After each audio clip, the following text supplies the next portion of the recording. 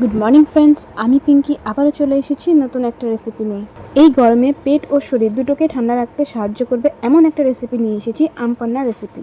তো চলো তাহলে রেসিপিটা শুরু করা যাক। প্রথমে আমি একটা বড় সাইজের কাঁচা আম নিয়ে নিয়েছি। পরিষ্কার জলে ভালো করে ধুয়ে নিয়ে প্রেসার কুকারে 3টে সিটি দিয়ে সিদ্ধ করে নেব। সিদ্ধ করার সময় আমি 1 চামচের মতো নুন দিয়ে দিব। ফ্রেন্ডস, এই গরমে এমন যদি একটা ঠান্ডা ঠান্ডা আমের শরবতের রেসিপি থাকে তাহলে আর কি চাই। গ্যাসের ফ্লেম মিডিয়াম টু লো রেখে 3টে সিটি মেরে নিতে হবে। আম সিদ্ধ হয়ে গেলে আমি একটি বাটির মধ্যে তুলে নিব।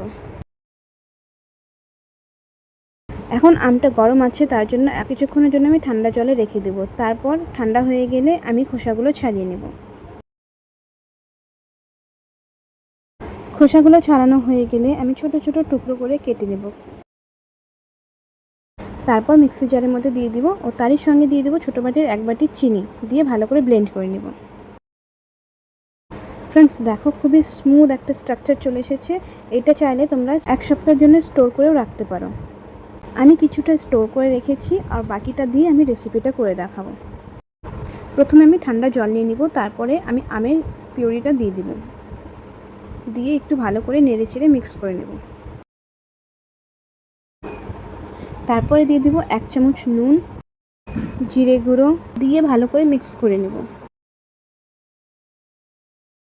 লাস্টে দিয়ে দেব কিছু আইস কিউব। ফ্রেন্ডস, রেসিপিটা ভালো লাগলে বাড়িতে একবার অবশ্যই ট্রাই করতে পারো। আশা করছি সবারই খুব ভালো লাগবে। আমাদের আম পান্না একদম রেডি হয়ে গিয়েছে। এখন আমি ঠান্ডা ঠান্ডা সার্ভ করব। ফ্রেন্ডস, খুবই কম সময়ে এই হেলদি অ্যান্ড টেস্টি ড্রিঙ্কটা তৈরি করে নেওয়া যায়। তোমরা চাইলে অবশ্যই বাড়িতে একবার ট্রাই করতে পারো। তোমরা চাইলে 1 সপ্তাহের জন্য আমের পিউরি স্টোর করে রাখতে পারবে। বাড়িতে কোনো গেস্ট আসলে ইনস্ট্যান্ট এই আম পান্না বানিয়ে সার্ভ করতে পারবে। রেসিপিটা ভালো লাগলে লাইক, কমেন্ট, শেয়ার করার অনুরোধ রইল। আমি আবারও ফিরে আসবো নতুন একটা রেসিপি নিয়ে। টাটা।